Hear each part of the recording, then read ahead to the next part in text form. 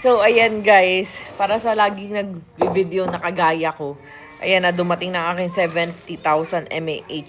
Super fast. Ayan, super na nga daw eh.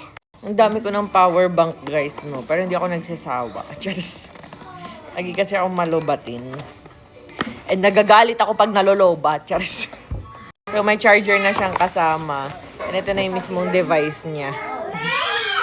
Ay, sabi ni Natnat, ma'am, wag galit. Happy lang daw. Ayan. So, ito yung pang-on niya, guys. 77%. Ang ganda, may handle na rin siya dito. And, meron siya nitong ganito yung parang bundok. Type-C, USB, and fast charging. So, ayan, ganyan siya, guys.